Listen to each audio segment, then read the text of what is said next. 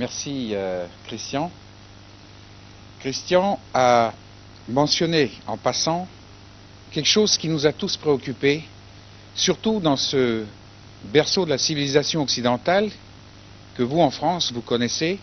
Vous êtes un des fleurons de la culture occidentale grâce à l'avènement de la puissance de la raison.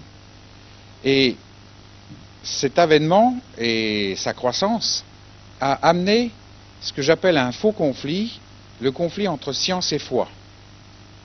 D'où le titre pour ce soir, puisque par la science on voudrait, peut-être pas par la science, mais on voudrait prouver Dieu. L'homme est conditionné pour n'accepter que ce qui se prouve. Le thème de ce soir, Dieu ne se prouve pas, il se rencontre. Et si ce thème a été choisi, c'est parce que j'ai vécu tout ce qu'il y a de bancal dans le prétendu conflit entre science et foi. D'un côté, il y a tout un cheminement dans notre histoire suite à la Renaissance. L'homme découvre la puissance de la raison. Et en cette fin de siècle, il découvre pourquoi elle résonne. Il découvre ça au niveau de la science neuronale, qui travaille par ordinateur puissant interposé. Et je suis un peu aux premières loges pour vous en parler, car j'ai un fils qui est professeur à l'université d'Oxford et qui conduit la recherche dans ce domaine. Donc l'homme découvre pourquoi et comment il raisonne, et qu'est-ce qu'il tient lorsqu'il a raisonné, lorsqu'il a prouvé quelque chose. Et je vous garantis que la surprise peut être décevante pour certains. Je reviendrai là-dessus.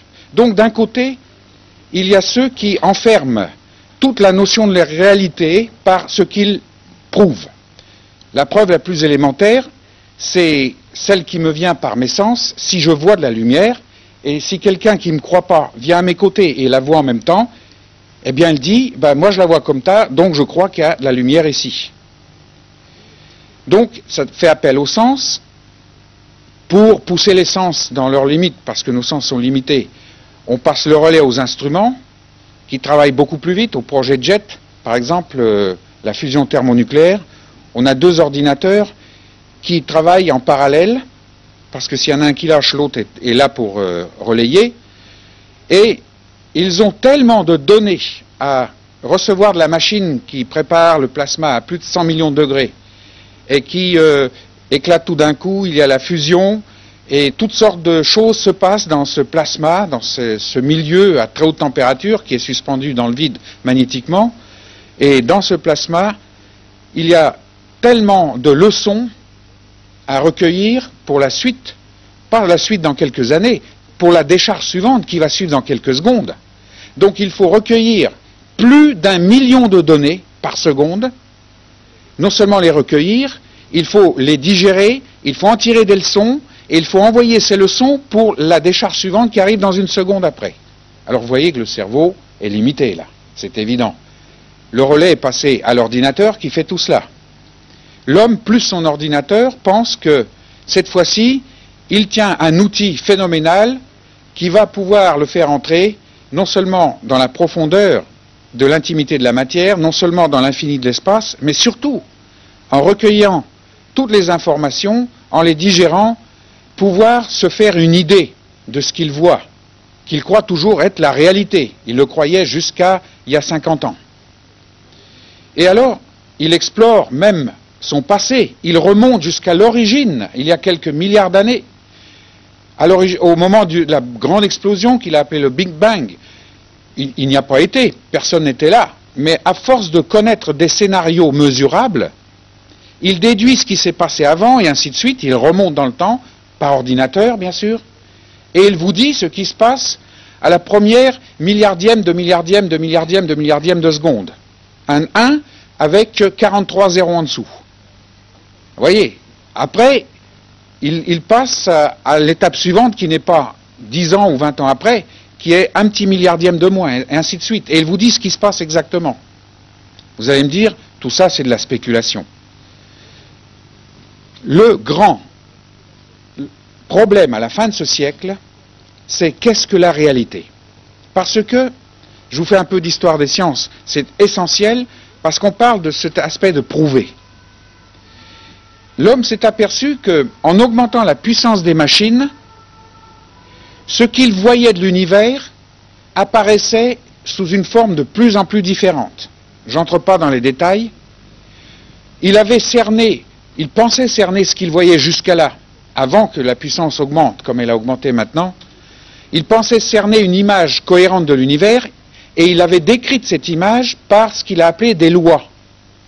Quand, par exemple, les lois, vous les connaissez, si vous penchez par la fenêtre trop, la loi de la gravitation, vous ne pourrez pas l'éviter, vous tomberez. Et vous n'allez pas monter en l'air, vous allez descendre vers le trottoir. C'est une loi universelle, la gravitation. Un corps attire un autre.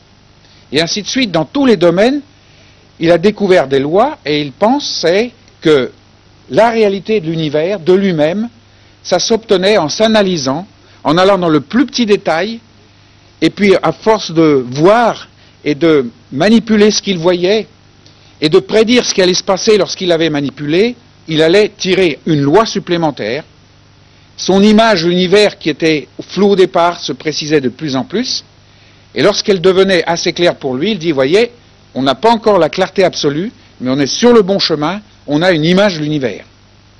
Et voilà que, patatras, au moment où la puissance des machines a augmenté, ce qu'il voit de l'univers bouscule l'imagination. Je vous donne quelques exemples. Ce qu'il croyait être un grain de matière, vous connaissez le mot atome, ça vous dit quelque chose, ou électron. Il croyait que c'était des petits êtres dont on pouvait prévoir la position, la vitesse, et puis qu'on pouvait les voir individuellement. Et il s'aperçoit avec la puissance de ces machines que la notion aussi claire que vous, ce soir, vous êtes assis sur une chaise, vous n'êtes pas ailleurs. Eh bien, ce petit grain de matière, il est partout à la fois et en même temps. Ça, c'est impossible. Même, on est impossible, si on se regarde soi-même, on se dit, on est là sur une chaise. On ne peut pas être et là, je ne peux pas être au four et au moulin, dit un vieux proverbe français, un dicton.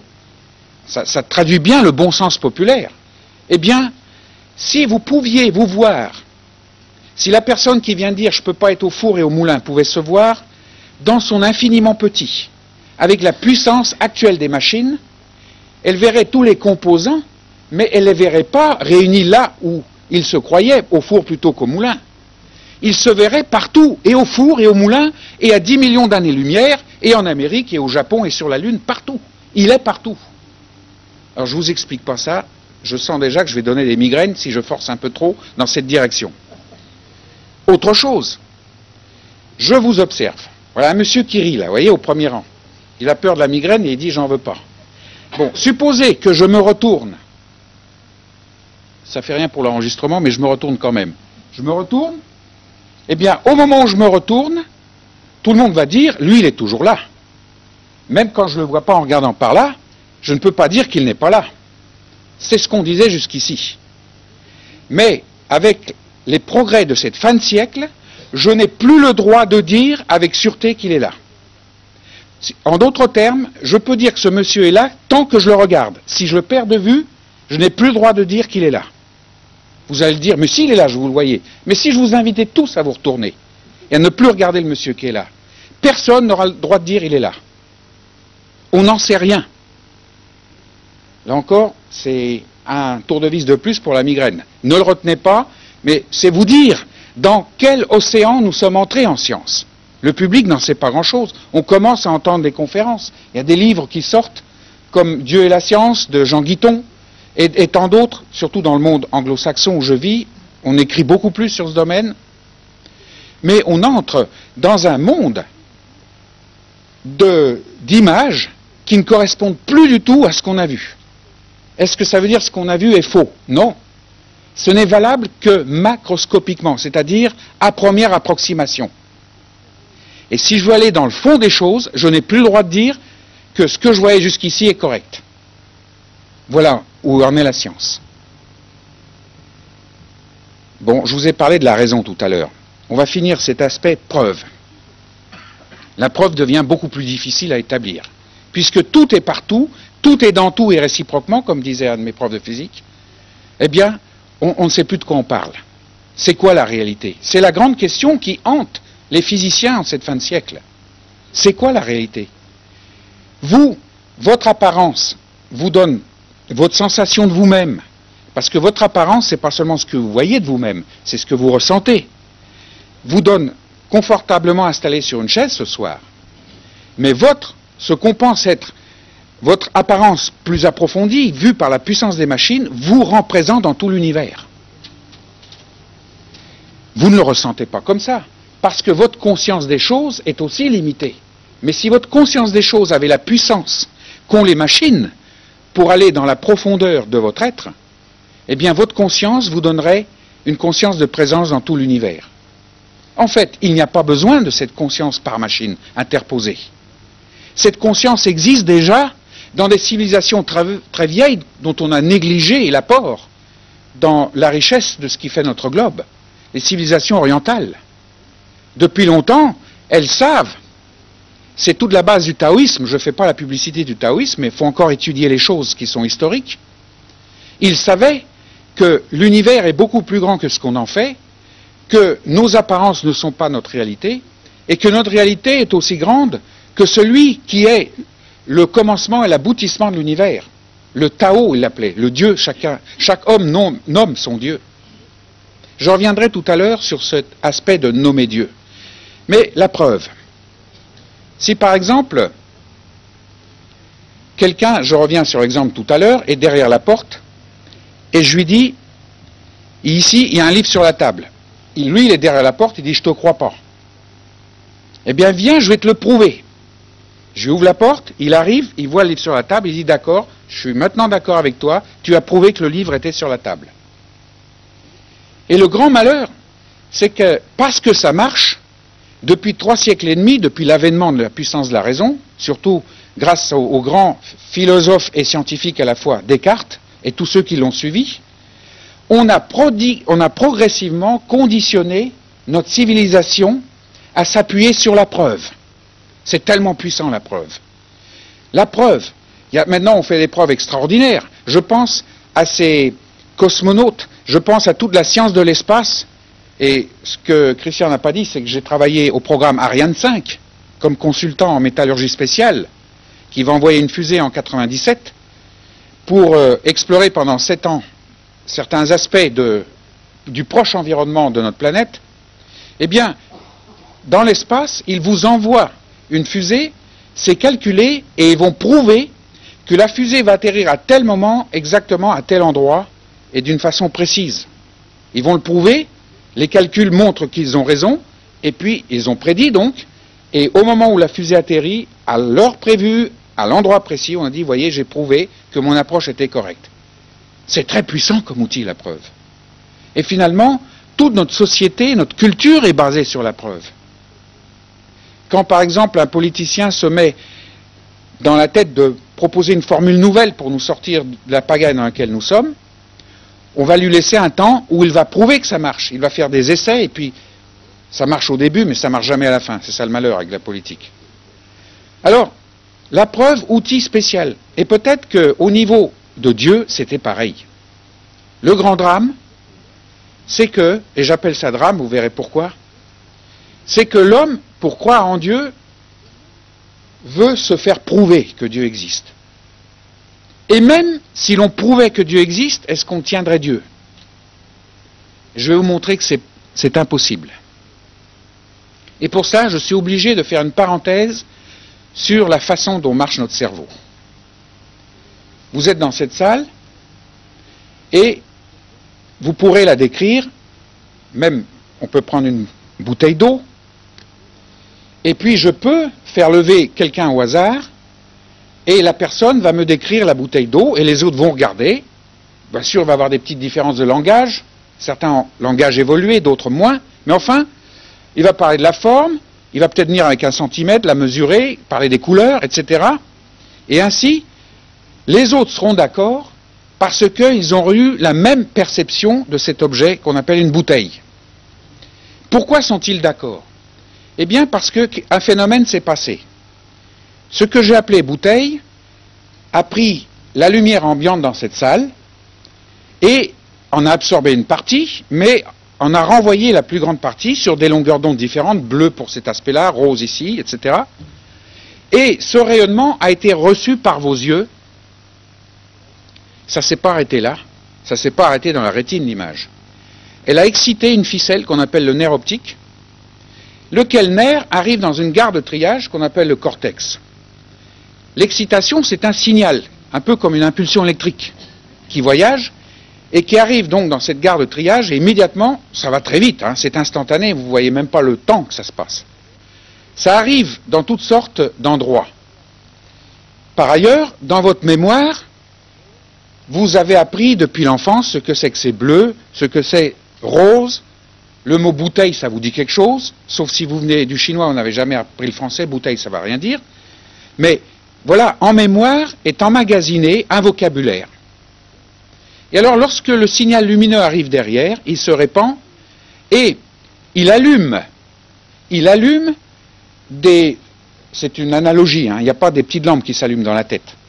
Mais pour exprimer ça mieux, c'est un vaste réseau, la tête, il y a entre 9 et 15 milliards de carrefours qu'on appelle des neurones, dans 500 grammes de matière grise simplement, et qui sont parcourus par toutes sortes de courants. Des fois, il y a presque 20 000 entrées, 20 000 sorties sur un seul carrefour. C'est fantastique ce qui se passe. Il y a des endroits privilégiés, ce qu'on appelle des centres de perception sensorielle. Ça veut dire que, à force de courir là-dedans, d'un seul coup, vous allez avoir une sensation. Et cette sensation va vous faire dire « je vois ». Pas seulement « je vois », elle va faire appel à la mémoire. Je vois une bouteille.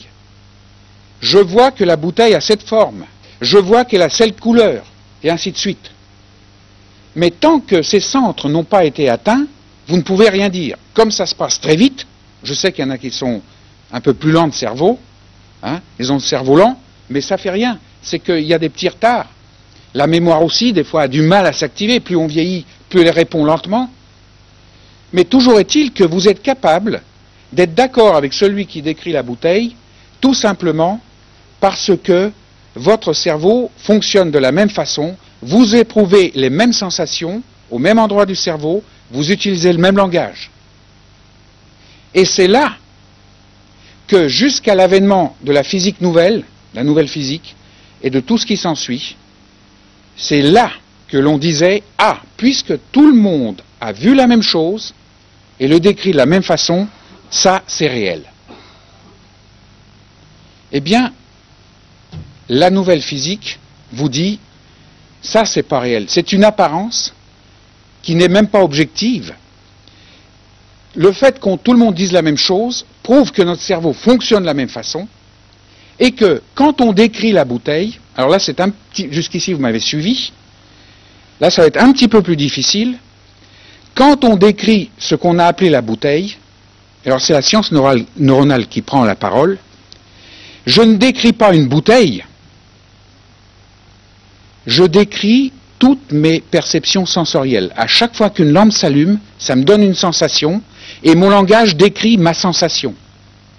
C'est-à-dire parce que, premièrement, nous avons la même sensation en regardant cet objet, et que, deuxièmement, le langage n'est qu'un code arbitraire, on est tous tombés d'accord pour appeler ça bouteille, eh bien, quand je dis c'est une bouteille, je ne décris pas ça, je décris la façon dont ça a agi avec mon cerveau via les rayons lumineux, le nerf optique, l'œil, le nerf optique et le cortex et tout le reste.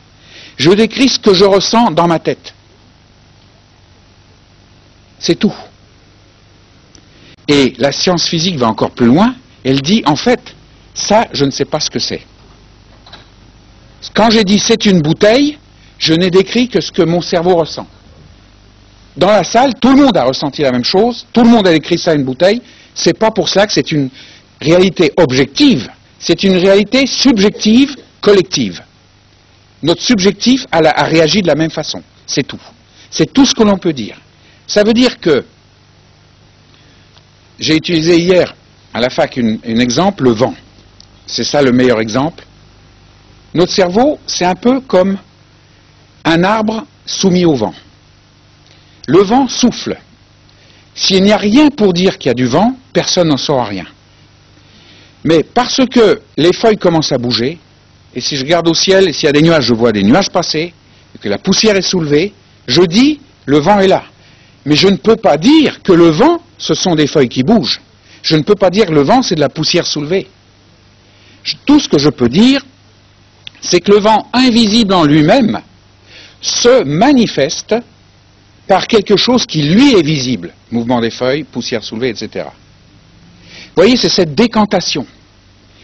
Quand je décris une chose en regardant autour de moi, quand je décris une chose en écoutant, quand je décris une chose en pensant, en réfléchissant et en prouvant, je ne décris aucune réalité extérieure à moi, je ne décris que comment cette réalité que je ne vois pas directement interagit avec mon cerveau.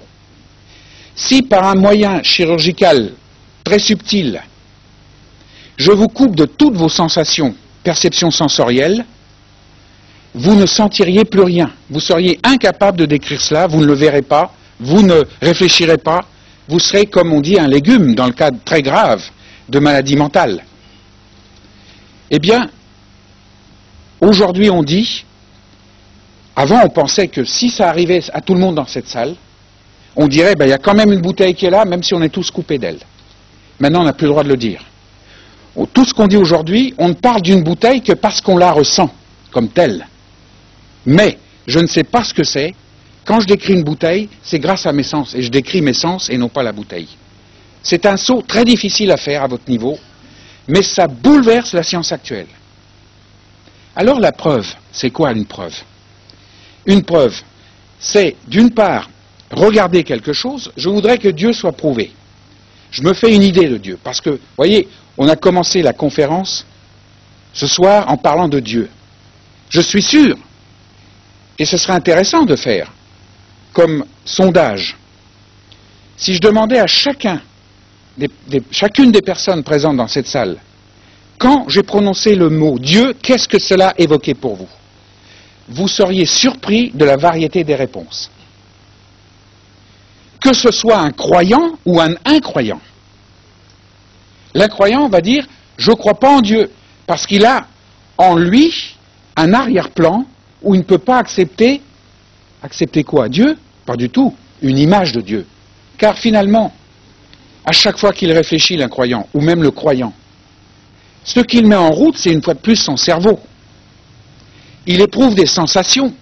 Penser, c'est comment je sais que je pense? Parce que j'éprouve des sensations. Eh bien, il décrit ses sensations au sujet de Dieu et non pas Dieu. La grande différence, elle est là. Quand je parle de Dieu, déjà, j'interpose des images. La théologie, c'est le langage de l'imagerie de Dieu. La théologie, c'est comme la science physique, elle va décrire Dieu, 3 personnes, et puis ça y est, c'est parti, de grands bouquins ont été écrits, mais elle décrit non pas Dieu, elle décrit la façon dont l'homme ressent comment Dieu interagit avec lui. À votre niveau, ceux qui croient vont dire, moi j'ai rencontré Dieu dans tel événement de ma vie, je savais qu'il était là, j'ai vécu quelque chose, je le sens, et ils vont décrire ce qu'ils ont ressenti de Dieu. Je ne dis pas, et ça ne me faites pas dire ce que je n'ai pas dit, c'est pas parce que je ne peux décrire que ce que je ressens qu'il n'y a rien derrière. S'il n'y avait rien derrière, je ne sentirais rien. Mais ceux qui parlent d'un Dieu au niveau expérientiel ne décrivent pas Dieu, mais ce qu'ils en ressentent. Alors voilà tous ceux qui décrivent Dieu, les théologiens, l'homme de la rue, qui parlent de leur foi, et la science qui, elle, parle de ses découvertes, elle ne ressent pas Dieu dans ses instruments. Et on compare les images, et on dit c'est pas possible, ça marche pas. L'image que j'ai de l'univers en tant que scientifique ne voit pas Dieu. Et ceux qui viennent en disant si Dieu existe, j'ai eu telle expérience dans ma vie, et puis quand même on ne peut pas concevoir un univers aussi fantastique, on ne peut pas concevoir une horloge sans horloger, disait un Français célèbre. Là encore, quand il a présenté Dieu comme un horloger, il n'a présenté que l'image qui s'en faisait. Dieu est plus grand que toutes nos images. Je crois que la parole la plus sage que j'ai jamais entendue, c'est de la part d'un prêtre orthodoxe russe, qui est ma foi, mon expression de foi d'origine, et qui a dit, tout ce qu'on peut dire de Dieu, c'est qu'il est infini et incompréhensible. c'est tout. Et encore, ce sont des mots, qu'est-ce que ça veut dire infini, qu'est-ce que ça veut dire incompréhensible, il faudra encore l'expliquer. Donc vous voyez, le conflit science-foi est venu du fait que l'on comparait des images qui n'étaient pas comparables. Quand Laplace a dit à Napoléon, j'ai cité encore hier soir, « Sire, dans cette équation, il n'y a pas de place pour Dieu », il avait raison et tort à la fois. Quand Descartes a dit « Je pense donc je suis », il avait raison et tort à la fois. Prenons Laplace. Laplace ne voyait pas Dieu dans son équation parce qu'il s'était fait une image de Dieu et il ne voyait pas comment cette image pouvait entrer dans l'équation.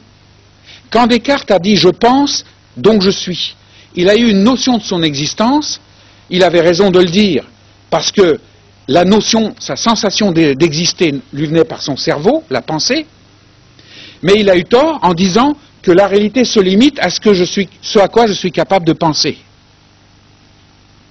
Vous voyez, le conflit est parti comme ça. Alors pour l'homme de la rue, c'est pareil. Il veut des preuves, c'est-à-dire il veut vivre au niveau des sensations cérébrales quelque chose qui colle avec l'image qui se fait de Dieu. Ou alors, s'il n'a pas d'image, il veut avoir une image qui colle avec la carte qu'il s'est faite au niveau sensation de ses besoins, de ce qu'il attend de Dieu. Ça, c'est pas Dieu. Donc, Dieu ne se peut pas se prouver. Si je prouve Dieu, je ne prouve qu'une image de Dieu. Si je prouve que le vent souffle parce qu'il y a des feuilles qui bougent, je peux dire le vent souffle, mais je ne sais toujours pas ce que c'est que le vent. Si je prouve que Dieu existe parce que ma vie était transformée, je prouve qu'il y a une transformation, les gens peuvent voir me vivre transformé, mais je n'ai toujours pas prouvé qui est Dieu. Je ne sais pas qui est Dieu au niveau de mon expérience. Il faut aller plus loin. Et voyez comment un conflit a pu naître et se développer. Dieu ne se prouve pas. Il se rencontre. Il se rencontre. Vous allez me dire, mais c'est pareil. Moi, quand je rencontre quelqu'un, c'est un peu une preuve pour moi que cette personne existe. Alors faites-moi rencontrer Dieu et j'aurai la preuve qu'il existe. Eh bien, ça va beaucoup plus loin. Quand j'ai utilisé dans ce titre le mot rencontre, j'ai voulu aller beaucoup plus loin. Parce que tout commence par une rencontre, mais la rencontre n'est pas le point final de Dieu venant dans ma vie. Si je suis complètement emprisonné dans mes images, et c'est ça le grand drame que l'on découvre au niveau de notre humanité, c'est que je ne peux concevoir les choses qu'en fonction des images que je reçois. Elles peuvent être celles très élémentaires de mes sens, elles peuvent être celles très sophistiquées de ma science. Mais dans un cas comme d'un autre, soit j'ai une image tout à fait approximative, soit j'ai une image extrêmement poussée, mais cette image n'est qu'une image.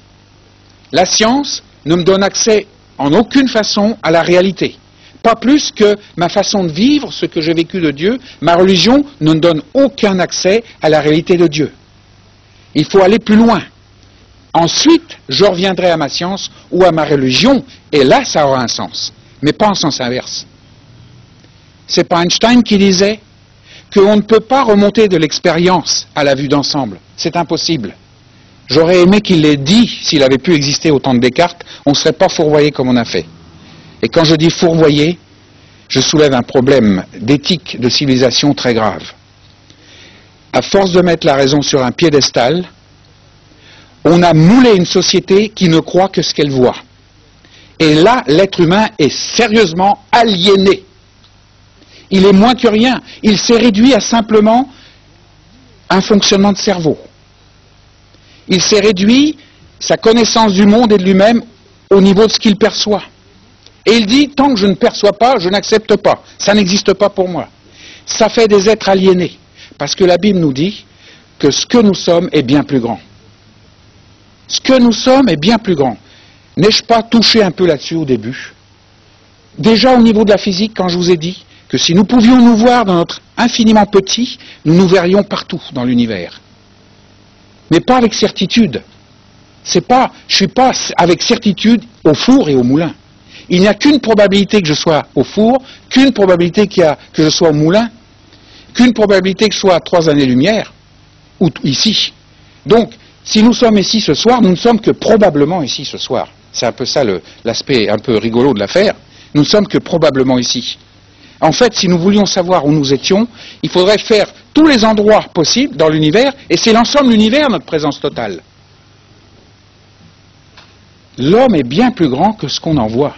Déjà la science le dit, mais pourquoi fallait-il attendre que la science le dise? On a eu 3 siècles et demi où on a développé une puissance de connaissance cérébrale, de technologie, de progrès matériel tel qu'on ne pouvait même pas rêver à cela il y a même 100 ans. Regardez les 100 dernières années, le progrès qu'il y a eu, et même les 50 dernières années. Et en même temps, jamais la planète n'a été autant déshumanisée qu'elle n'est maintenant. Allez voir en URSS ce qu'il en reste. Il n'y a plus d'URSS.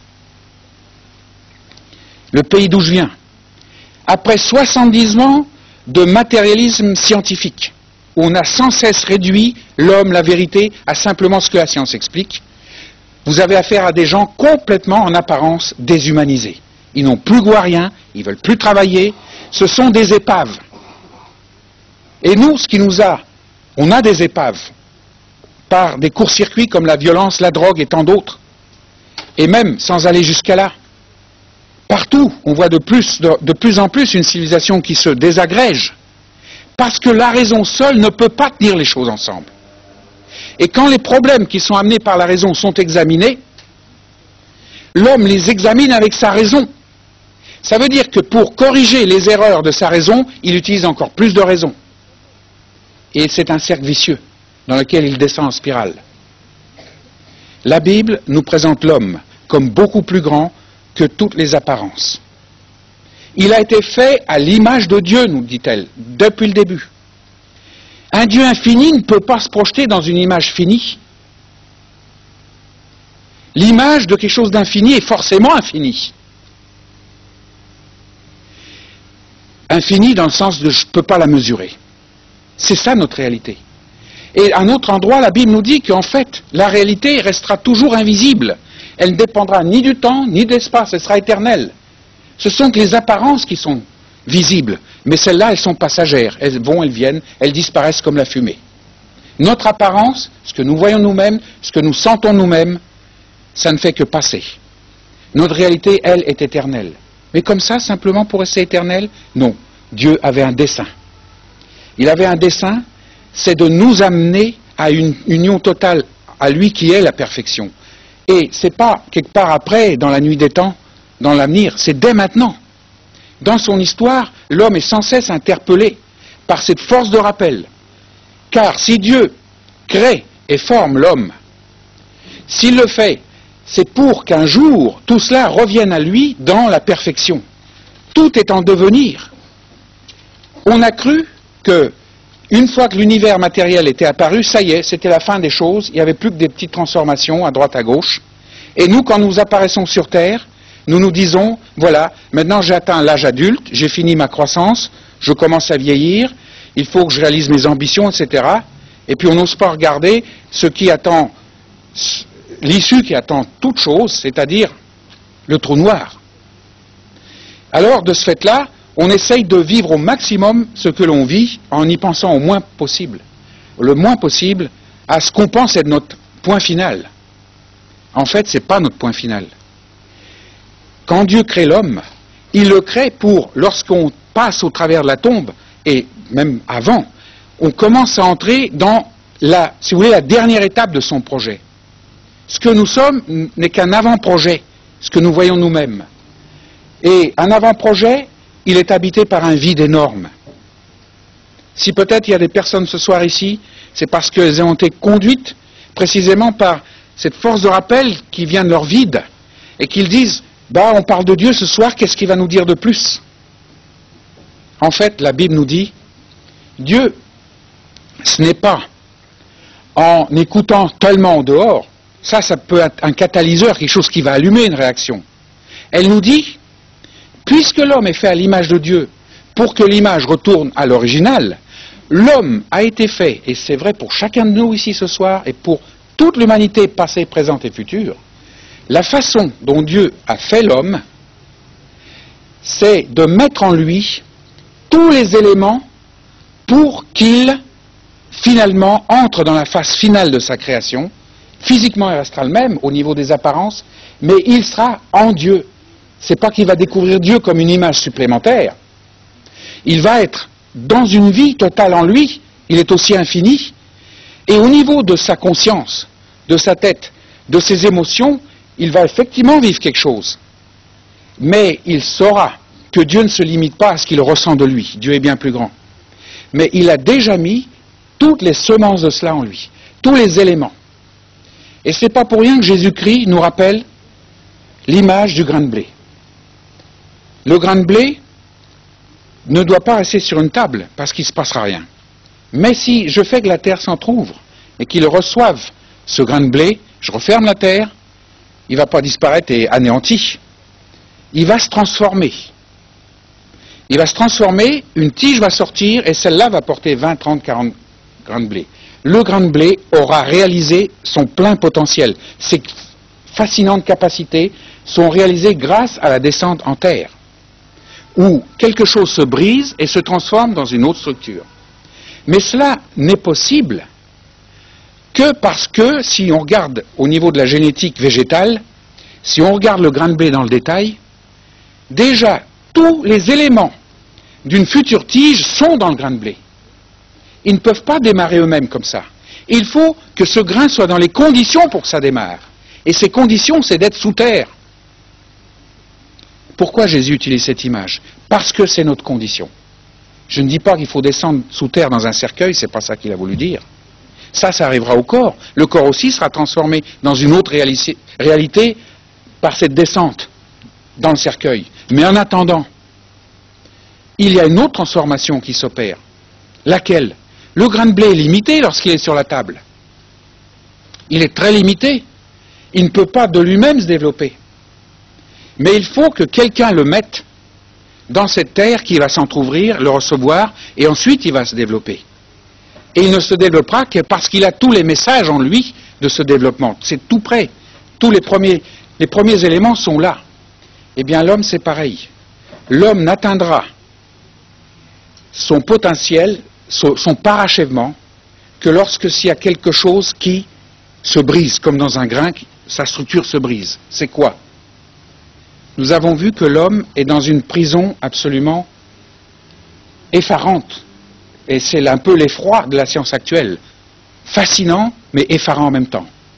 C'est que nous sommes entièrement limités par ce que nous ressentons. Par notre intelligence. Et même si on avait une intelligence très grande, elle ne produirait que des images et non pas la réalité elle-même. Et pourtant, nous faisons partie de cette réalité. Nous en sommes conscients, mais nous ne sommes pas vivants dedans. Alors, qu'est-ce qui va permettre cela? C'est précisément cette mort. C'est quoi cette mort, avant la mort physique? C'est quoi ce démantèlement?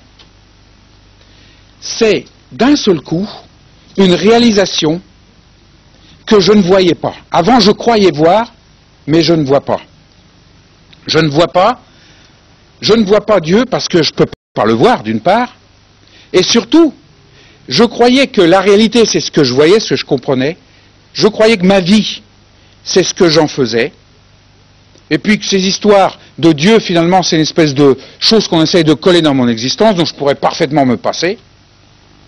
Et ceux qui disent cela n'ont pas tellement tort, parce que ce qu'ils reçoivent, c'est une image de Dieu, et ce n'est pas une image qui va changer leur vie. En d'autres termes, on pourrait presque ne pas parler, parce que dès que je parle, je crée des images. Mais quand on parle, dit la parole, au diapason, quand on parle au diapason de ce livre qui est la Bible, à ce moment-là, il y a une puissance. C'est comme si je suis atteint, c'était la conversion de Saint Paul, ça a été peut-être celle de certains d'entre nous ici ce soir.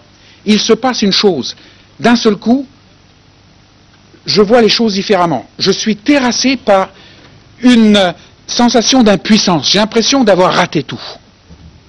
Et souvent, cette constatation arrive dans une situation difficile, une épreuve très dure dans la vie. Et cette situation me démantèle. Mais elle me démantèle non pas parce que je l'ai créée, c'est parce que depuis toujours, Dieu était en action. Car s'il me fait à l'image, il me fait aussi pour retourner à l'original. Et il travaille depuis le début, dans Jean chapitre 6, au verset 45, il dit, il est écrit dans les prophètes, ils seront tous enseignés de Dieu. Et quiconque a entendu le Père et a reçu son enseignement vient à moi. Tout le monde est enseigné de Dieu, non pas dans une fac de théologie, ce n'est pas un enseignement cérébral. Dans toute vie, chers amis, ce soir, dans la vôtre, dans la mienne, Dieu a travaillé depuis le début. Il travaille, on n'en voit pas l'activité. C'est ça l'enseignement, c'est un travail. Et, suivant les concours de circonstances, qui peuvent amener soit un grand déchirement, soit une progression lente, c'est arrivé aussi, c'était mon cas. Je n'ai pas eu de grand déchirement sous cet angle-là, j'en ai eu d'autres. Mais à chaque fois, je découvrais d'une part que j'étais beaucoup plus petit que je croyais, pas dans le sens de dimension, mais dans le sens de toutes mes ambitions, et que ce qui m'était offert était bien supérieur. C'est déjà Dieu qui commence à me rencontrer. Mais comme vous le remarquerez, comme pour le grain de blé, il faut que ça soit au niveau d'une mort, car prononçons le mot, c'est une mort. La mort, c'est un démantèlement. Notre corps, quand il est mort, va se désagréger. Parce que le ciment invisible qui tenait ce corps ensemble, c'était la vie. Lorsque la vie s'en va, à ce moment-là, il n'y a plus le ciment, il n'y a plus aucune raison qu'il soit ensemble, ce corps. Il commence à se démonter. Eh bien, ce qui se retire de l'être humain lorsqu'il est frappé dans le plus profond de lui-même, soit brusquement, soit dans des étapes de sa vie, ce qui se retire, c'est tout ce ciment faux qui maintenait son idée de l'univers, ses priorités dans l'ordre qu'il croit être le bon. Et d'un seul coup, tout ce qu'il est se trouve disponible pour un autre ordre, un ordre bien supérieur. Cet ordre s'appelle Christ. Cet ordre s'appelle Dieu. S'il est fait à l'image, c'est pour qu'un jour cette image devienne réalité. Et voilà le point de départ. L'image commence enfin à devenir réelle, à rejoindre, grâce à cette rencontre. C'est ça, le fond du fond de la rencontre. Et j'aimerais terminer par un récit. Je ne vais pas vous le lire en entier, il est long, vous le connaissez. Il se trouve dans l'évangile selon Jean, au chapitre 9, c'est l'histoire d'un aveugle. Un aveugle de naissance. Et alors, il interpelle tout le monde, parce qu'il est toujours là, à casser les pieds presque à tous ceux qui sont là, et même les disciples sont furieux, disant, voilà, alors finalement, cet aveugle-là, il porte certainement la conséquence d'une faute de ses parents, etc. Et Jésus répond en disant, ce n'est pas que lui ou ses parents aient péché, mais c'est afin que les œuvres de Dieu soient manifestées en lui. Qu'est-ce qui va se passer? Bien sûr, vous l'avez deviné, une guérison. Mais la guérison, il ne faut pas la regarder comme une fin en soi. La guérison n'est qu'un moyen pour nous enseigner quelque chose. Et le carrefour de cet enseignement, il est là, il est dans le verset 35. Parce que avant qu'on atteigne ce verset 35, c'est pour ça que je vous évite de lire tout le récit, c'est un long récit, il y a toute la dispute entre lui et les prêtres, la religion de l'époque.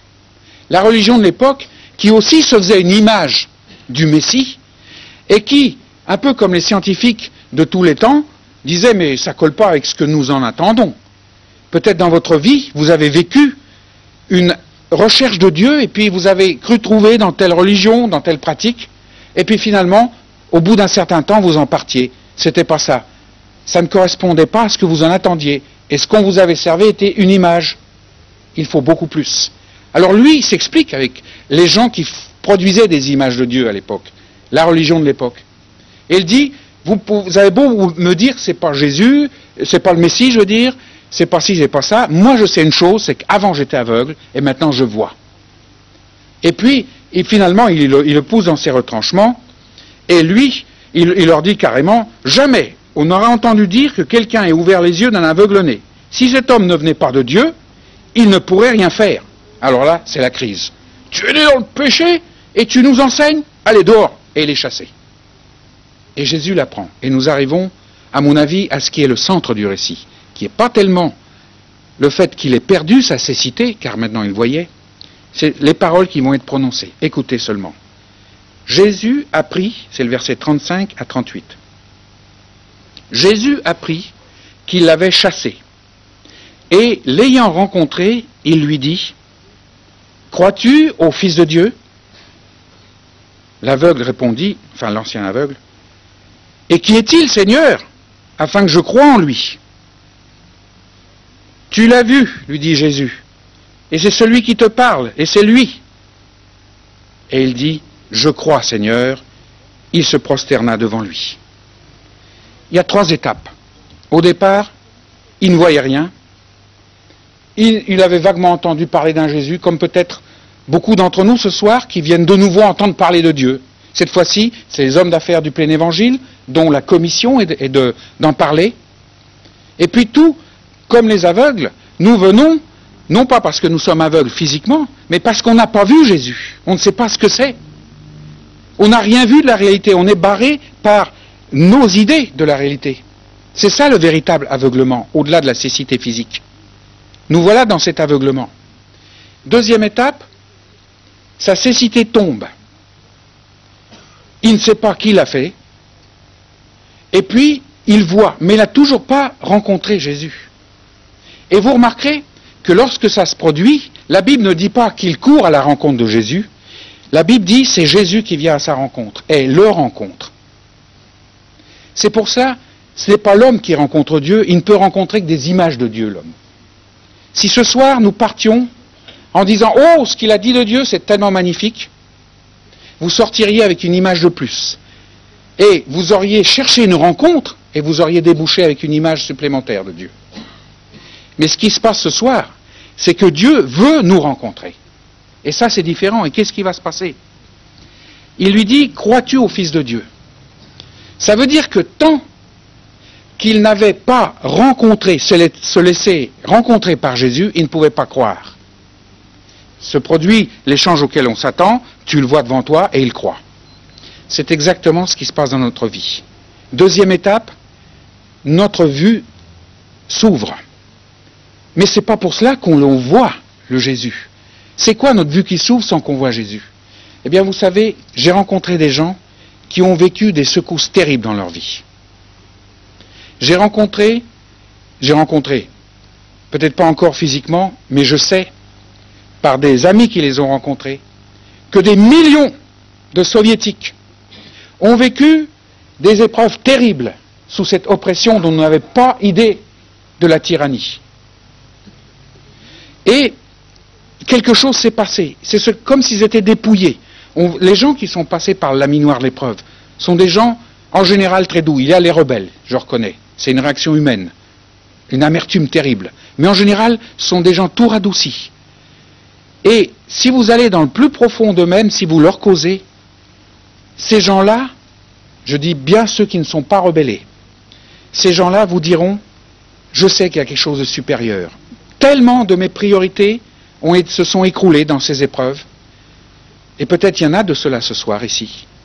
Et je réalise qu'il y a quelque chose de supérieur, mais ils n'ont toujours pas rencontré. Parce qu'ils ne sont pas faits, eux, pour rencontrer d'abord. L'homme est fait pour se faire rencontrer de Dieu. Et c'est ça ce qui va se passer. C'est qu'au moment, et ça va peut-être se passer ce soir, entre vous, on ne va pas vous pousser, ça se passera dans le secret de vos cœurs, ça sera connu entre Dieu et vous. Mais peut-être, de ceux qui ont été laminés par l'épreuve, ou même par une réflexion qui est devenue intenable, parce qu'ils se rendent compte qu'ils sont prisonniers d'eux-mêmes. Ce soir, il va vous rencontrer. Il va vous rencontrer, et à ce moment-là, votre foi va se déclencher. La foi, ce n'est pas quelque chose que vous fabriquez. Ce n'est pas quelque chose que je fabrique, ni en moi, ni en vous. La foi est une capacité que nous avons tous et toutes. La foi, c'est cette assurance soudaine que c'est ça. Même l'intellect, des fois, se débat. Il se dit, c'est pas l'image que je me faisais. Mais quelque chose d'autre me dit, tes images, ça fait longtemps qu'elles sont déclarées caduques et inutiles. Hein. Cette fois-ci, j'ai une assurance qui est bien supérieure à mes images. Et non seulement j'ai une assurance, mais dans les jours et les mois qui vont suivre, cette assurance va se manifester au niveau de tout mon vécu. Que ce soit que les choses aillent bien ou mal, cette fois-ci, j'ai l'assurance que tout est cohérent. Tout concourt vers quelque chose qui me dépasse et qui est merveilleux. La paix, c'est pas ressentir une tranquillité quand il n'y a aucune tempête. La vraie paix, la véritable assurance, c'est celle quand tout va mal. Et cette assurance, l'homme ne peut que cela faire quelque chose de synthétique et qui ça tient ce que ça tient. Mais quand Dieu se laisse rencontrer, lorsque lui vient à la rencontre, et qu'il nous allume dans sa vie, toutes ces semences de vie éternelle commencent à croître, à ce moment-là on découvre cette assurance qu'on ne peut pas fabriquer et qui est là. Même quand on tremble, d'un seul coup on sent du solide et on s'y raccroche. Et tout commence à avoir un sens dans la vie. Voilà dans quelle perspective je voulais vous présenter la rencontre. Dieu ne se prouve pas, je résume, parce que se prouver, c'est se fabriquer une image de lui et de la superposer aux idées que je me faisais de lui, ou à superposer à des essais que je vais faire pour voir si Dieu existe. Et puis finalement, même si ça marche, je vais avoir une sensation supplémentaire que les images collent, mais j'ai toujours pas rencontré Dieu. C'est pour ça que dans nos religions, souvent, nous embouchons la rencontre avec Dieu par le mauvais bout. Nous essayons de forcer les gens dans une religion, soit amicalement, soit comme du temps de ma Russie natale. Vous savez comment la religion a été forcée? Il a fait d'abord du shopping, le roi, le prince Vladimir de Kiev. Il a été voir la religion catholique romaine, la religion musulmane et la religion juive et la religion orthodoxe. Elle existait avant.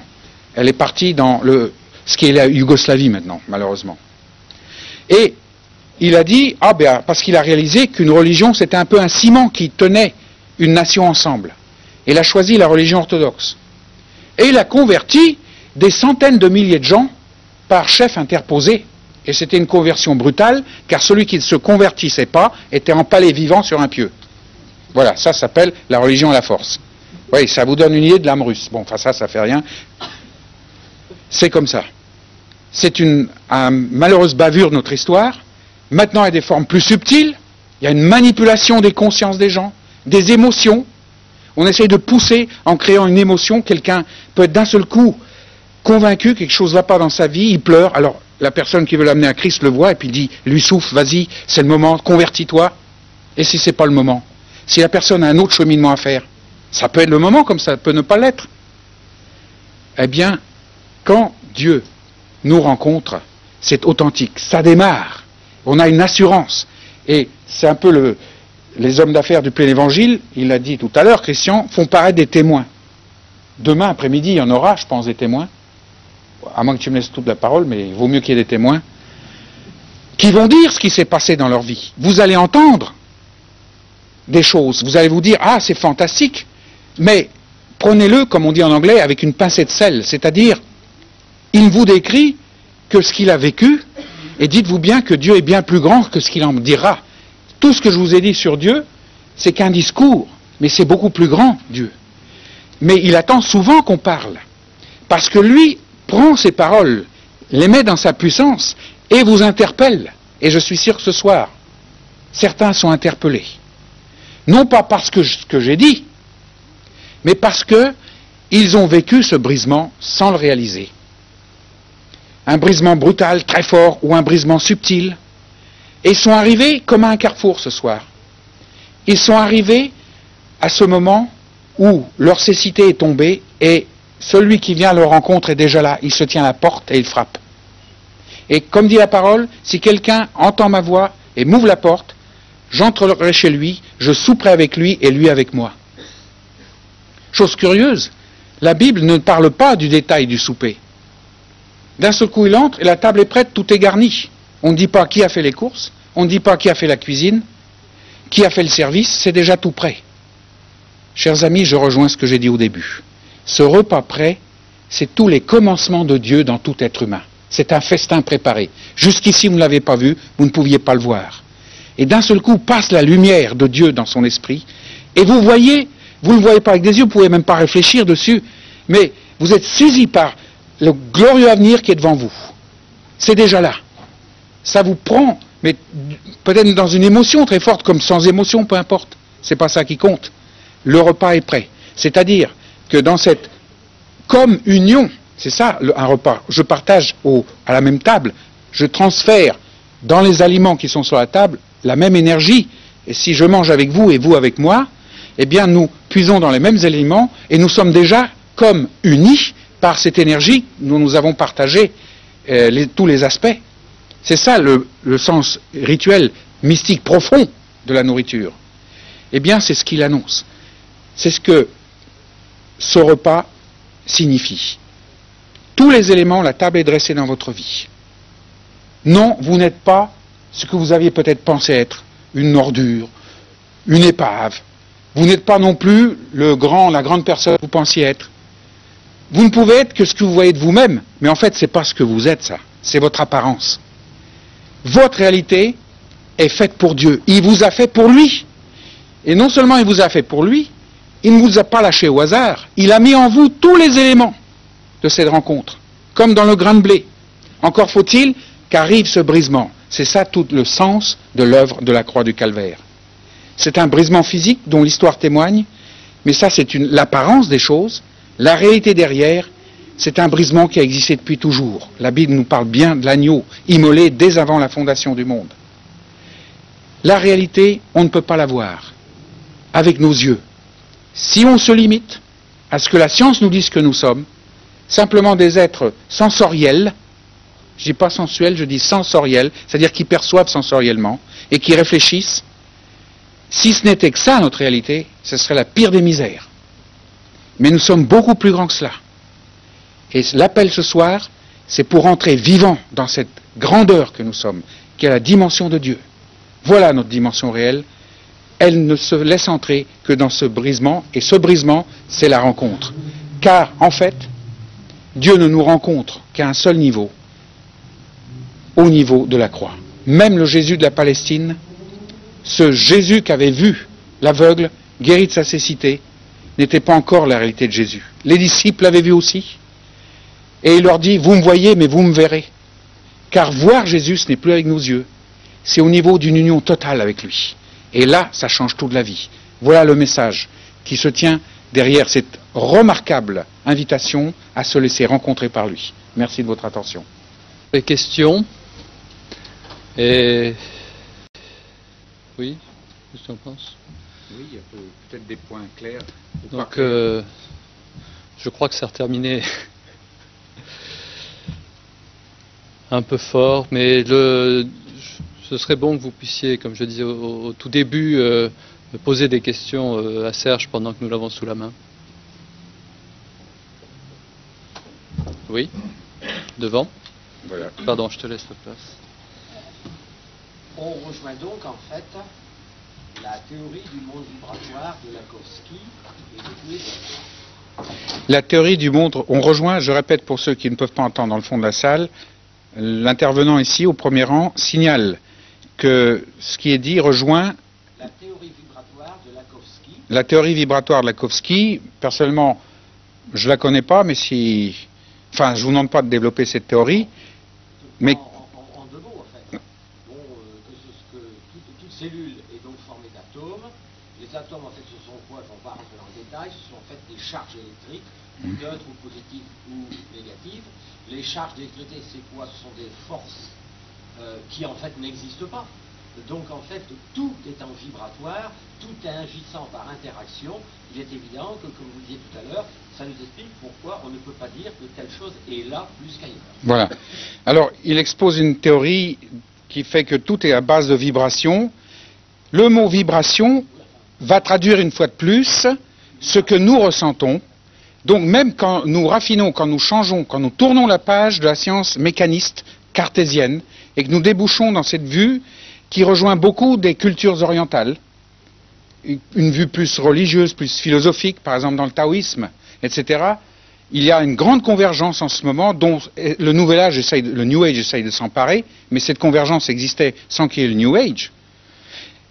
À l'heure où on constate cette convergence, on constate que l'homme va émerger avec une image extraordinaire de Dieu, beaucoup plus grande que ce que les religions classiques, historiques ont pu donner.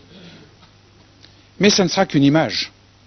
Ça mettra l'homme encore plus en appétit et ça le frustrera encore davantage parce que Dieu ne se laisse pas rencontrer au niveau d'une image, mais dans sa réalité. Et cette réalité ne s'ouvre que lorsque ce qui est en moi se brise. Lorsque je suis brisé, à ce moment-là, je suis ouvert à l'entrée de cette vie, et à ce moment-là, ce qui a été brisé se reforme dans un ordre nouveau qui est Christ. Alors évidemment, les théories sont en accord avec mon langage, mais ne déduisons pas la mauvaise conclusion, ne disons pas que puisque c'est en accord, science et foi sont d'accord. La science est un moyen, finalement on va faire un peu de Socrate là, et même sans aller jusqu'à Socrate, dans l'Ancien Testament, il nous est rappelé pourquoi Dieu nous donne la capacité de connaître au niveau de nos perceptions sensorielles, notre puissance cérébrale phénoménale, et on n'en utilise que 10 à 15%. Il est question maintenant de découvrir des tranches supplémentaires. Remarquez, si déjà on a les problèmes avec 10 à 15% que l'on connaît, qu'est-ce que ça va être quand on aura 50% d'intelligence? C'est une question que je pose. Mais c'est Dieu qui a mis en nous cette intelligence. Il l'a mis non pas pour qu'on pervertisse l'univers, car lorsque je dis Dieu ne se prouve pas, donc je ne crois pas en Dieu, j'ai déjà perverti mon univers. J'ai déjà réduit la vérité à ce que j'en comprends, ce que j'en ressens, et l'homme est déjà aliéné, réduit à moins qu'il est. Il est promu à un avenir phénoménal, il en est coupé par une affirmation aussi péremptoire. Ça a été le drame de 3 siècles et demi de connaissances où la raison, cadeau de Dieu à l'homme, a été pervertie à faire dire ce qu'elle ne devait pas dire. Maintenant, nous sommes à l'aube où l'homme va au-delà des schémas mécanistes et découvre un Dieu plus grand, mais une image de Dieu plus grand. Ce n'est pas Dieu qui le découvre, c'est une image plus grande. Il sera frustré parce qu'il n'atteindra pas la réalité de Dieu, mais en même temps, et c'est ma perception de cette fin des temps, on dit que dans tout Russe, il y a un petit peu de Dostoïevski. Ma perception, c'est qu'en parallèle, avec cet accroissement de la fin de Dieu qu'on découvre dans l'univers, les savants parlent de Dieu maintenant. On dit on ne peut pas nier maintenant le fait qu'il y a certainement un Dieu derrière l'univers. On parle d'un grand architecte, etc., des images de plus. De plus en plus, on parle de Dieu. Mais, en parallèle à l'accroissement de cette fin de Dieu, il y aura l'accroissement de ces miroirs qui sont supposés être ceux qui ont vécu la rencontre. Ils projettent une lumière dans le monde qui n'est pas la leur. Quand Jésus dit « vous êtes la lumière du monde », il suppose là-dedans que nous faisons des gens un avec lui, car c'est lui la lumière. Et nous ne sommes que des miroirs qui réfléchissons vers l'extérieur, la lumière. Mais il dit aussi à ce moment-là qu'une lumière qui est sous la table n'éclaire rien du tout. Il faut la mettre sur la montagne. Et il ne parle pas de n'importe quelle montagne. Il n'y en a qu'une qui éclaire vraiment le monde, et cette montagne s'appelle Golgotha. Parce que c'est là que s'est effectué le brisement. Tant que l'homme n'est pas brisé, il est prisonnier de ses images.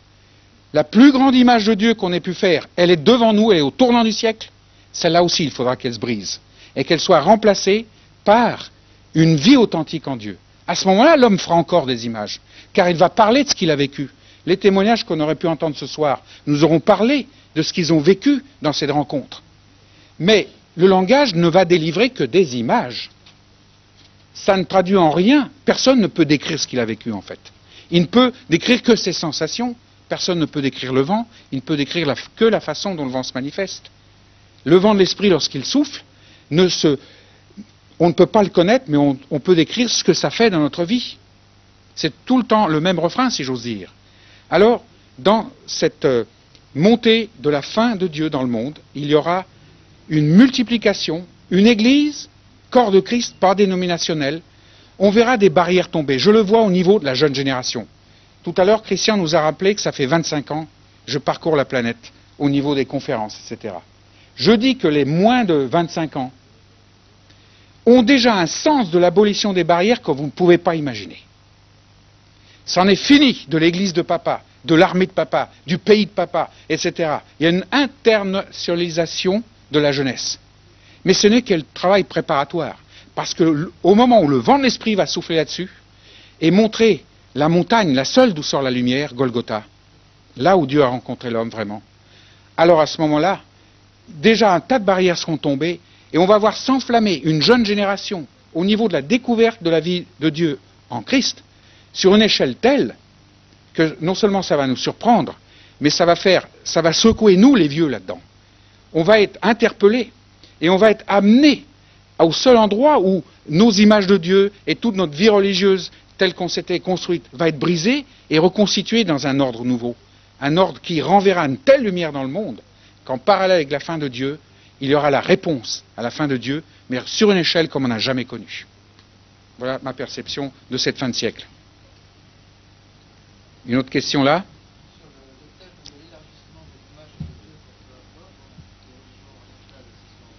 Je répéterai la question, ne tendez pas votre oreille, n'attrapez pas une troisième migraine.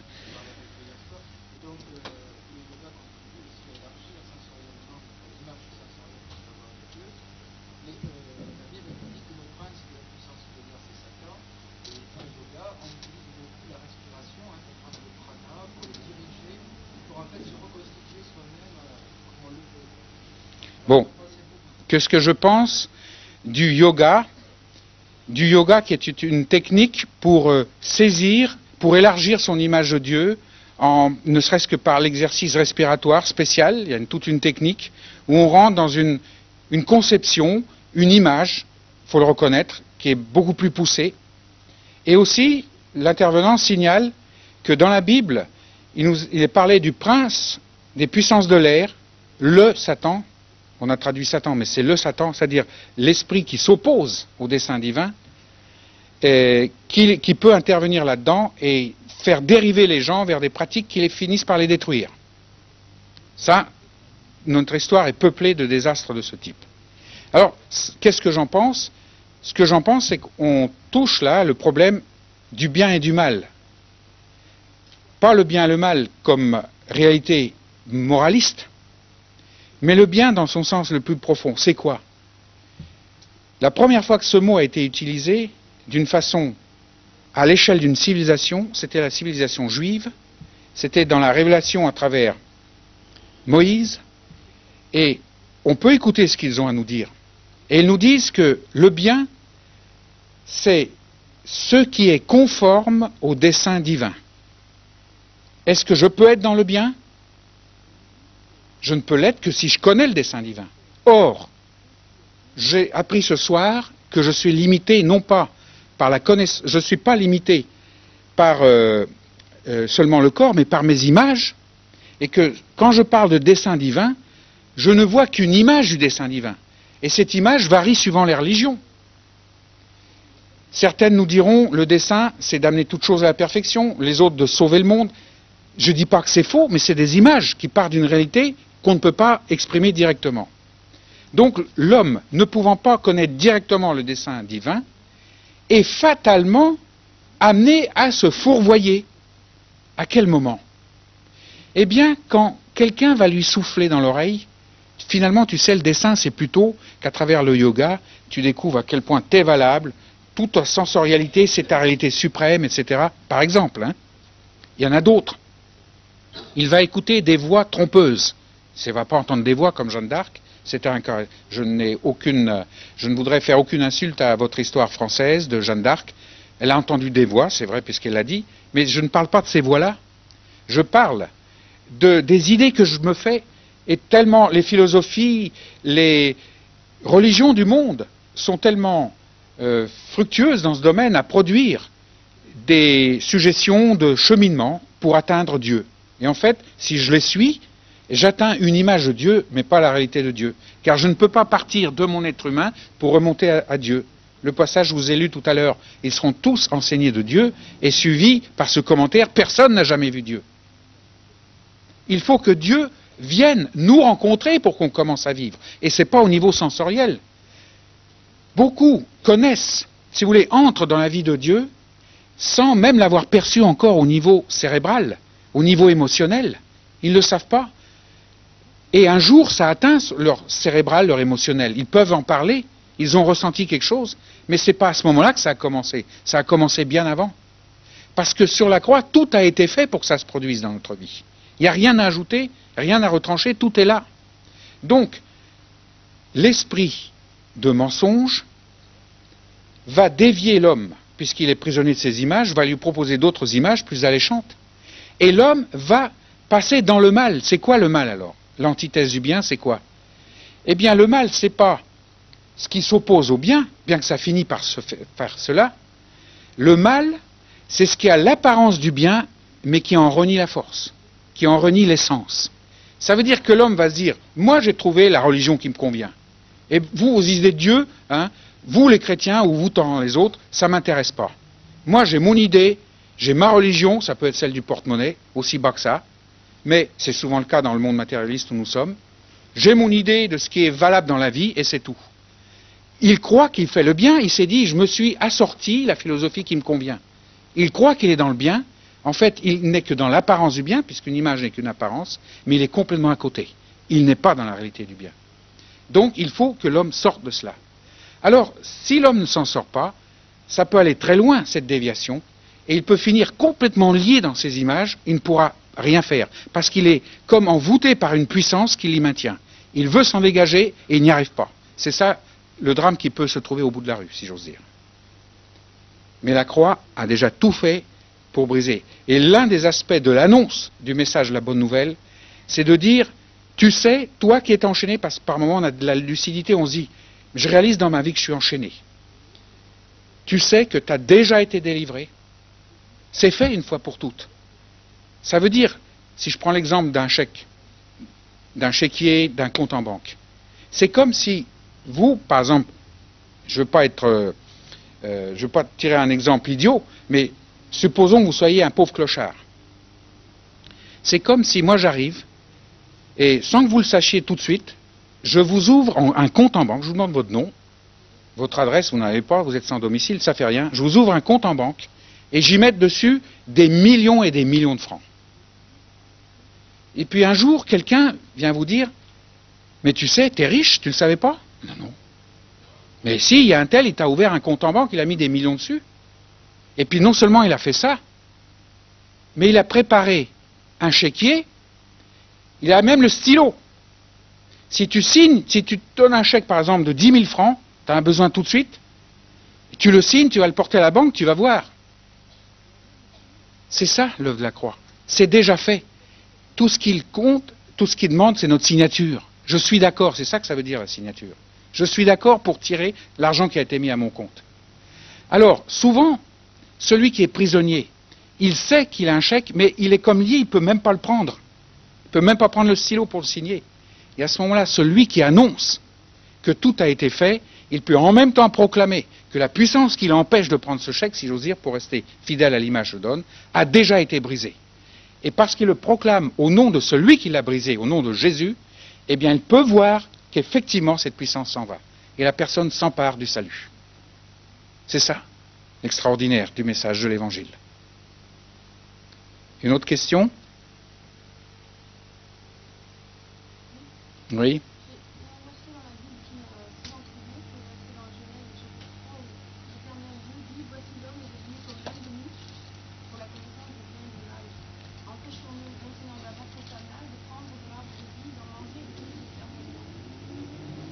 Voilà.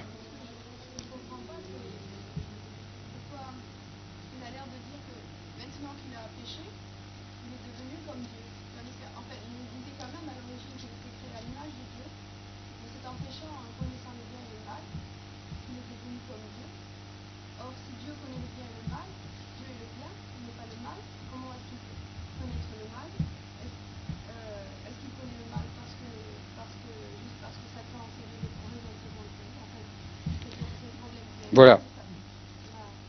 Il y a un autre aspect du problème du bien et du mal que la personne ici soulève en lisant le verset 22 du chapitre 3 de la Genèse. Je vais vous le lire pour que vous l'entendiez, après je répéterai ces questions, car je vois deux questions au moins. L'Éternel Dieu dit, c'est après la chute, l'homme a désobéi et il est chassé du jardin d'Éden dans cette histoire, et l'Éternel Dieu dit, voici l'homme est devenu comme l'un de nous pour la connaissance du bien et du mal. Empêchons-le maintenant d'avancer sa main, de prendre de l'arbre de vie, d'en manger et de vivre éternellement. Alors la grande question que la personne ressent derrière ce texte, c'est d'abord que Dieu puisse connaître le bien et le mal alors que lui n'est que le bien, et ensuite que surtout, c'est celle-là qui la tracasse, comment se fait-il que l'homme devient comme Dieu en connaissant et le bien et le mal, alors que Dieu ne peut pas être le mal?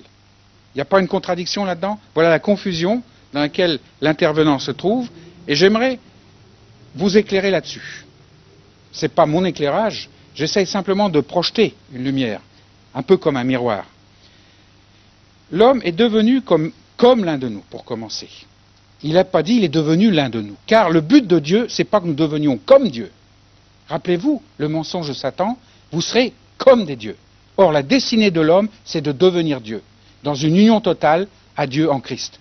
C'est ça le destin plus que le dessein suprême de Dieu, c'est d'amener la création et l'homme en Dieu dans une union totale. À ce moment-là, quand je suis comme Dieu, je suis Dieu avec lui et en lui. Donc c'est pas comme Dieu. Alors, voici l'homme est devenu comme l'un de nous.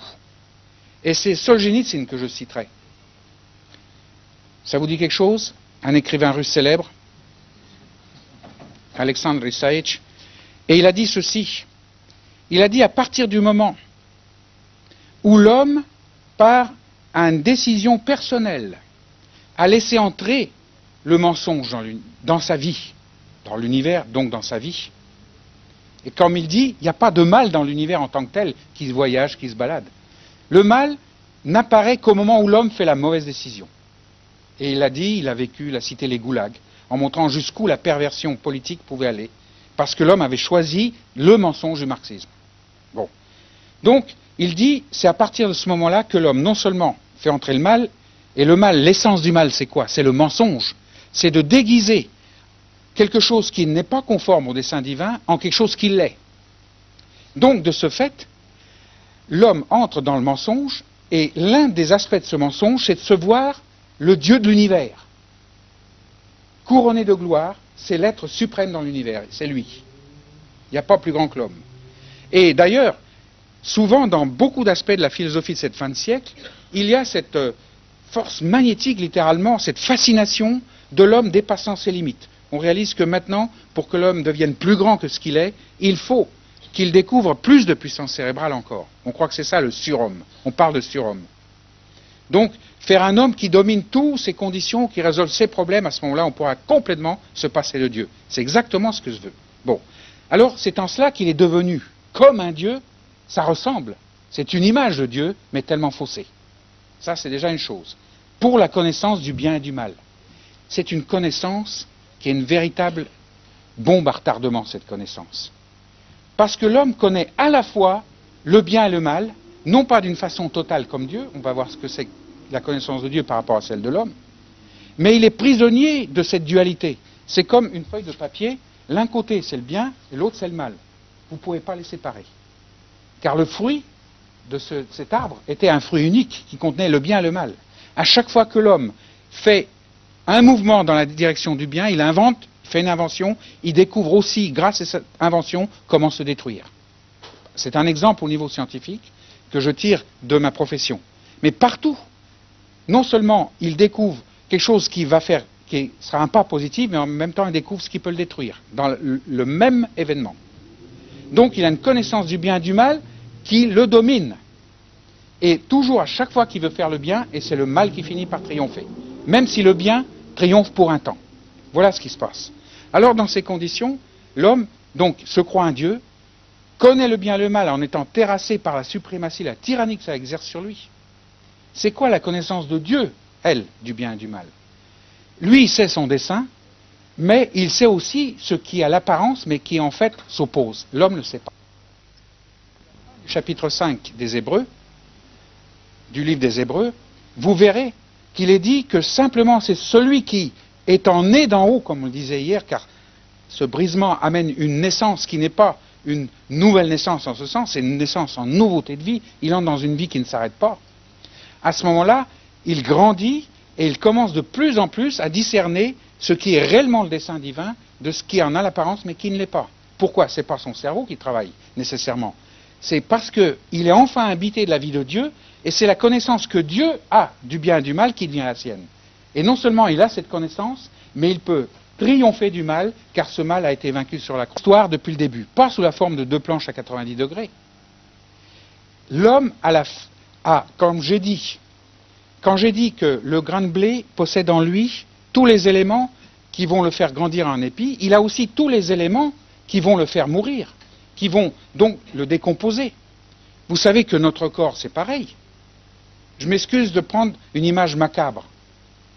et je m'excuse assez platement parce que c'est un peu fortement macabre. Quand je mets un corps en terre, les vers qui viennent, ils ne viennent pas de l'extérieur, c'est nous qui les fabriquons. Nous avons les semences de la désintégration de notre corps en nous. Tout comme nous avons les semences de la vie future. C'est ça le recto verso encore, un des plus extraordinaires qui est de notre corps. Eh bien, c'est pareil. La croix, les éléments de notre brisement sont déjà en nous et se manifestent au niveau des épreuves. Et l'homme est comme cela. Mais prendre l'arbre de vie, ça veut dire faire de l'arbre de vie, donc là d'où sort la vie à travers ce brisement, ça veut dire entrer dans cette vie. Et le résultat, c'est de vivre éternellement. Empêchons-le maintenant, parce que le moment n'est pas arrivé.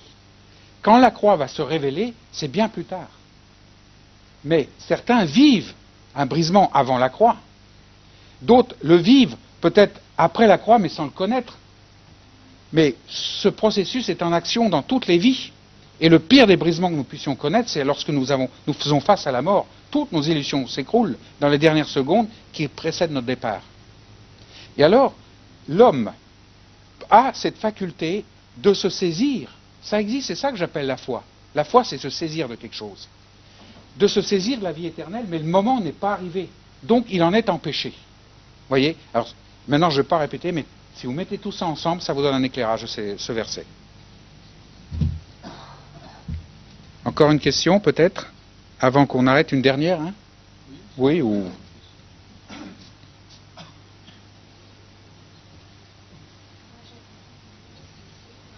Je répéterai votre question.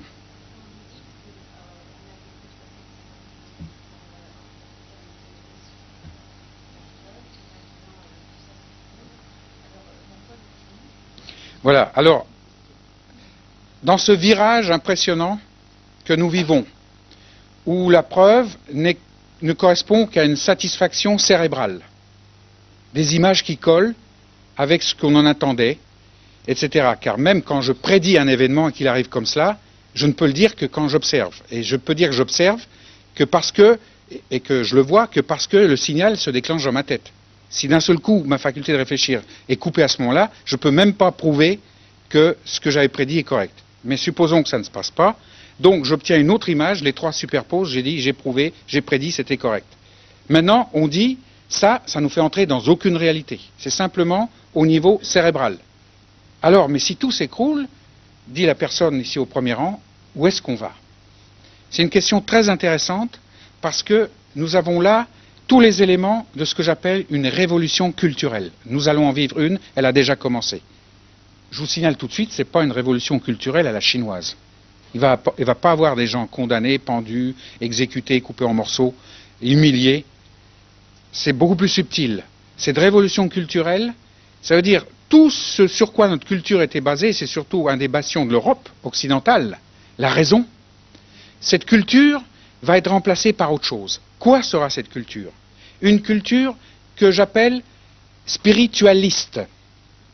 L'homme découvre qu'il est beaucoup plus que matière, qu'il est aussi esprit.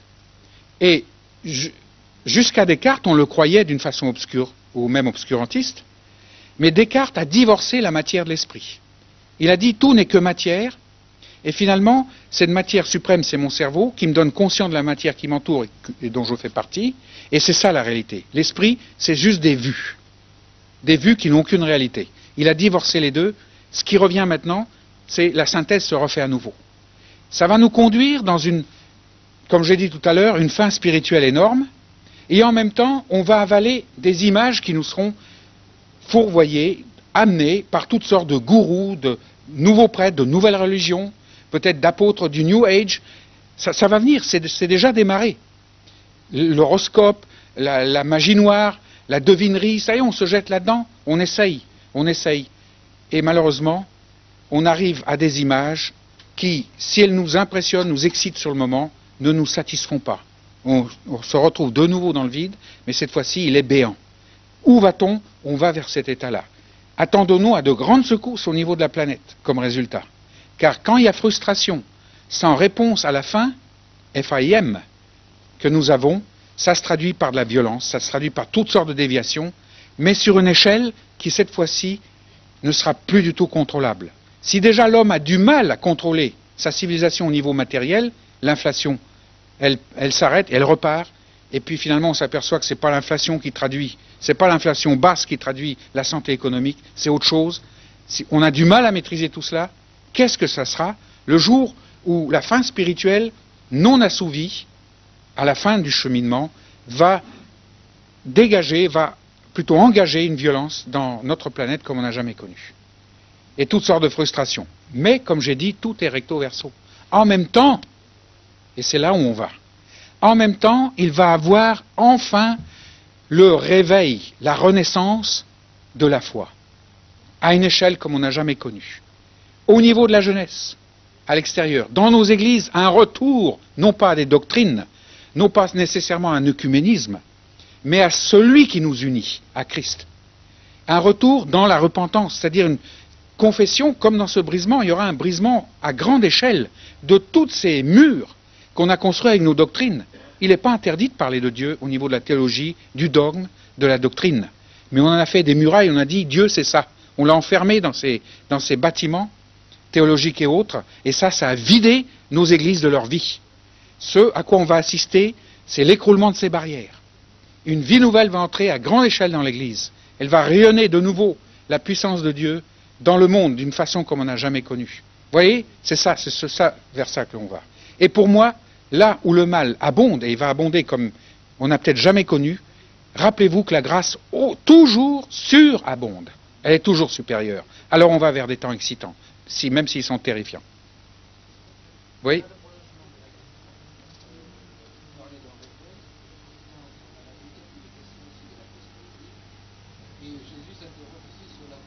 Ah.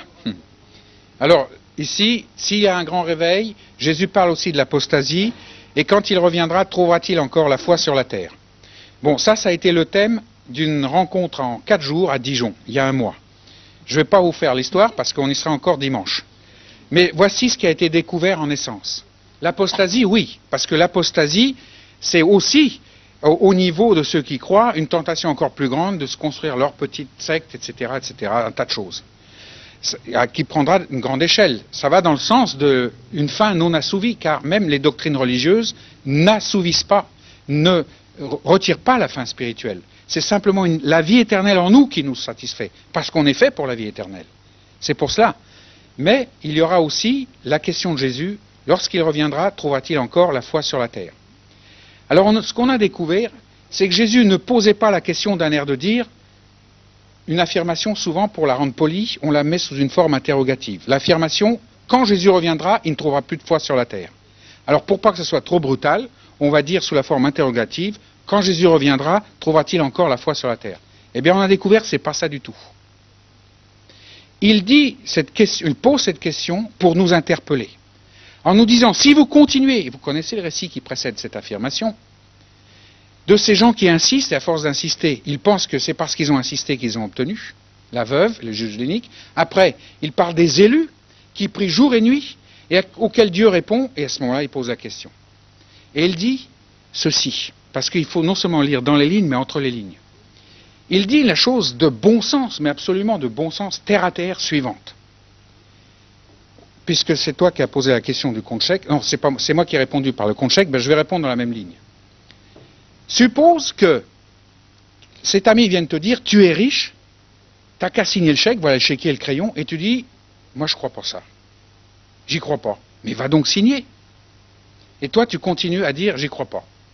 Mais alors va voir celui qui t'a fait ça. Je connais son adresse.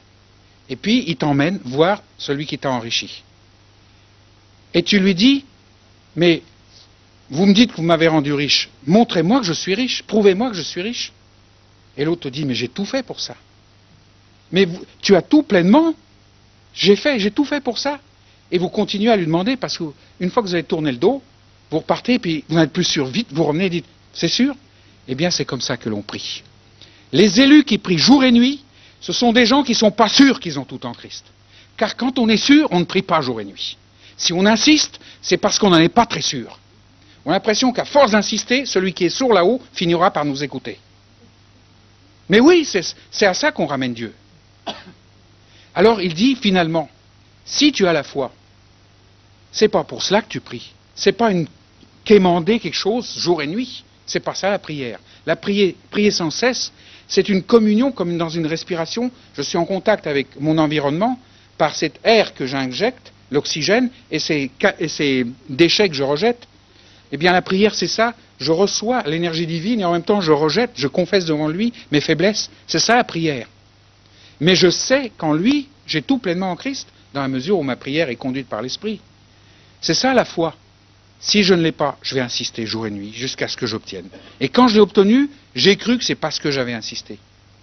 Et la vue réelle de la prière avec foi, elle me fait réaliser ceci, c'est que je ne prie pas pour qu'une chose arrive, je prie parce qu'une chose va arriver.